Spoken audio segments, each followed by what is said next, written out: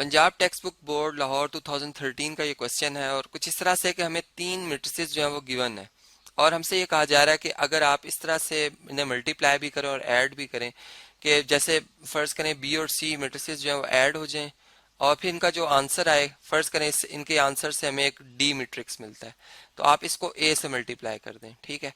और इसी तरह अगर हम इस साइड पे आए तो हम यूं कह रहे हैं कि यानी राइट साइड पे हम ये कहते हैं कि अगर हमारे पास जो है वो ए और बी यानी ए को बी से मल्टीप्लाई किया जाए इसी इन्हीं मैट्रिसेस को, यानी कोई और नहीं बल्कि यही मैट्रिसेस हैं और ऑर्डर भी जाहिर बात है कि वो सेम है।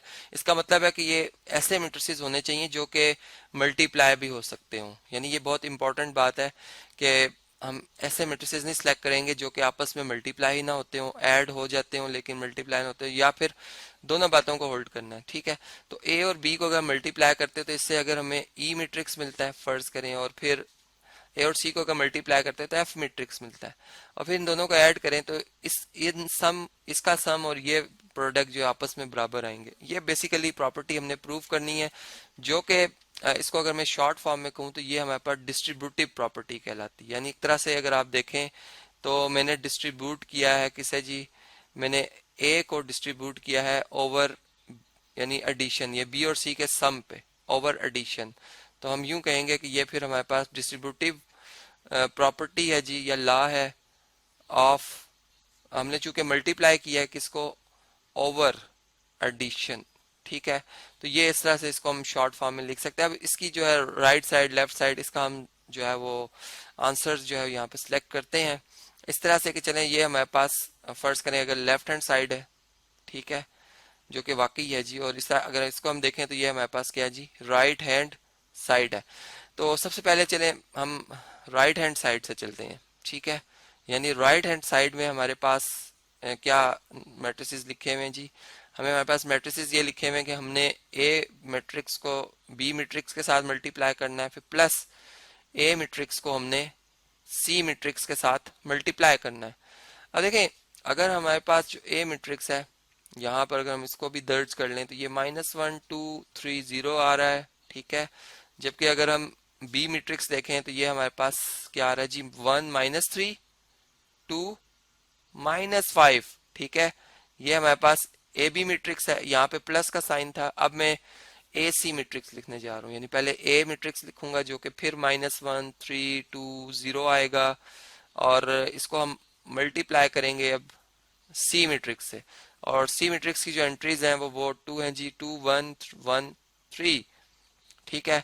इस तरह से इनका इन दो का प्रोडक्ट लिया जाएगा और फिर इनको सम इनका इनका यानी इनको जमा किया जाएगा, ऐड किया जाएगा। अब आप देखेंगे ये क्या मल्टीप्लाई करने के लिए कंफर्टेबल है, या कंफर्ट इनको हम मल्टीप्लाई कर सकते हैं या नहीं कर सकते। अगर आप देखें तो इसमें कॉलम्स की तादाद और इसमें रोज की तादाद बराबर है, इसका मतलब हम इन दो को मल्टीप्लाई कर सकते हैं। ऐसे ही इन दो को भी देखें, इनमें कॉलम्स की तादाद और इनमें रोज की तादाद बराबर है, इसका मतलब इन्हें भी हम मल्टीप्लाई कर सकते हैं। चलें जी, ये तो बहुत शॉर्ट हमने देख लिया। अब हम इन्हें मल्टीप्लाई करते हैं और देखते हैं कि हमारे पास क्या प्रोडक्ट बनते हैं। यानी हम इस तरह से पहली, अब हम जब मल्टीप्लाई करेंगे तो रो वाइज चलेंगे, यानी पहली रो को पहले कॉलम से मल्टीप्लाई किया जाएगा, ठीक है। तो हमारे पास पहला एलिमेंट पहले एलिमेंट से मल्टीप्लाई होगा, -1 1 से मल्टीप्लाई होगा, +3 जो है वो -3 से मल्टीप्लाई होगा। इसी तरह -1 जो है वो 2 से मल्टीप्लाई होगा, यानी अब मैं फर्स्ट रो को सेकंड कॉलम से मल्टीप्लाई कर रहा हूँ, और इसी हिसाब से जो इसका आंसर है उसको मैं फर्स्ट रो सेकंड कॉलम की जगह पे लिख रहा हूँ। अगर आप इधर इस मैट्रिक्स की पोजीशन पे देखें तो फर्स्ट रो सेकंड कॉलम में हम आ गए हैं। और इसी तरह अब 3 है, 3 मल्टीप्लाई होगा -5 से, तो ये बन जाएगा जी प्लस का 3, चूंकि +3 है, +3 मल्टीप्लाई बाय -5। तो इस तरह से ये हमारे पास हम इन जो दो मैट्रिसेस आ रहे थे उनका हमने प्रोडक्ट जो है उसकी जो एंट्रीज थी फर्स्ट रो की लिखी है। अभी सेकंड रो की बारी रहती है जी। सेकंड रो में अगर आप देखें तो सेकंड रो में पहला एलिमेंट 2 है जो कि यहाँ पे पहले एलिमेंट 1 से मल्टीप्लाई होगा, तो 2 मल्टीप्लाई बाय 1। इसी तरह +0 जो है ये मल्टीप्लाई होगा -3 से। ऐसे ही फिर 2 जो है ये मल्टीप्लाई होगा 2 से, और 0 प्लस का साइन आएगा जी, 0 मल्टीप्लाई होगा -5 से, ठीक है। अब यहाँ पर ये प्लस का सिंबल है, इधर जो है यही बात दोबारा रिपीट कर रही है, इसलिए मैं जो है कोशिश करूंगा कि इसको जो है मैं जल्दी जल्दी सॉल्व करूं, तो कि हम चाहते हैं कि हमारा क्वेश्चन जल्दी सॉल्व हो जाए। ठीक है। तो इनका प्रोडक्ट लेते हैं जी। इसी तरह फर्स्ट रो को फर्स्ट कॉलम से मल्टीप्लाई किया जाएगा, पहले एलिमेंट को पहले से, तो -1 2 से मल्टीप्लाई होगा, -2 जवाब आएगा। इसी तरह 3 1 से मल्टीप्लाई होगा, प्लस का 3 आएगा। ठीक है। फिर हम इसी तरह जब हम फर्स्ट रो सेकंड कॉलम की बात करते हैं तो 1 1 से मल्टीप्लाई होगा, -1 1 से मल्टीप्लाई होगा, तो -1 और 3 जो +3 है वो +3 से मल्टीप्लाई होगा तो प्लस का 9 आएगा। ठीक है। तो ये हमारे पास फर्स्ट रो की एंट्री खत्म हुई। इस तरह अब हम अगर सेकंड रो में आते हैं तो 2 जो है पहले एलिमेंट पहले से 2 जो है वो 2 से मल्टीप्लाई होके 4 और 0 मल्टीप्लाई बाय होगा जी 1 से, तो +0 आ जाएगा। इसी तरह 2 जो है वो अगर हम इधर आए तो 2 जो है वो 1 से मल्टीप्लाई होगा तो बन जाएगा 2, और 0 जो है वो 3 से मल्टीप्लाई होके बन जाएगा 0। तो इस तरह से हमारे पास जो इनका प्रोडक्ट का आंसर पहले बना, ये देखें -1 -9 बनता है। ठीक है, साइन का ख्याल रखना जी, माइनस माइनस और माइनस प्लस जब मल्टीप्लाई होते हैं तो माइनस आता है साइन। इसी तरह 2 + 0 यानी 0 3 -3 से मल्टीप्लाई होकर 0 हो गया। इसी तरह -2 -15 यानी प्लस माइनस वही बात माइनस होता है जी। इसी तरह 2 2 ज़ा 4 और +0 ये आ गया हमारे पास।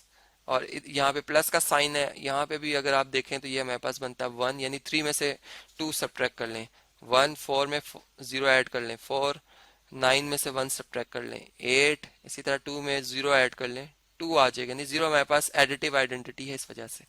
और अब हम अगर यहाँ पे देखें तो ये हमारे पास जी इसका फाइनल जो मैट्रिक्स बनता है ये -10, ये 2 बन जाएगा, -17 ये 4 आ रहा है इसका जवाब।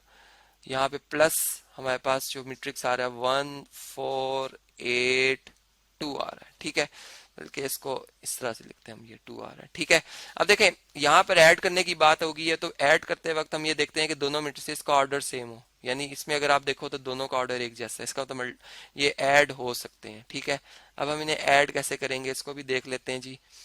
पहला एलिमेंट पहले में ऐड होता है, यानी -10 और 1 ऐड होंगे तो ये -9 आएगा इसका जवाब। ठीक है।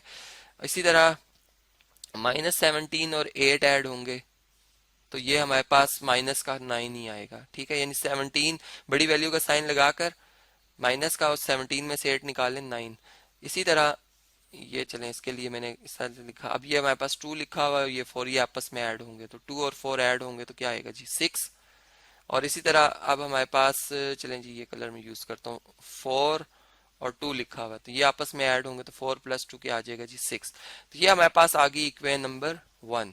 अब हम चलते हैं वापस अपने उसी प्रॉब्लम की तरफ कि हमारे पास जो अब राइट हैंड साइड हमने सॉल्व की, अब हम लेफ्ट हैंड साइड देखते हैं कि हमारे पास लेफ्ट हैंड साइड पे क्या लिखा हुआ आ रहा है। ठीक है, इसी क्वेश्चन को मैं एज इट इज जो है कॉपी करता हूँ और यहाँ पर हम इसे पेस्ट करते हैं, फिर हम आंसर्स को भी मैच कर लेंगे जी आखिर में कि क्या एक ही जैसा जवाब आता है या अलग अलग आ जाता है।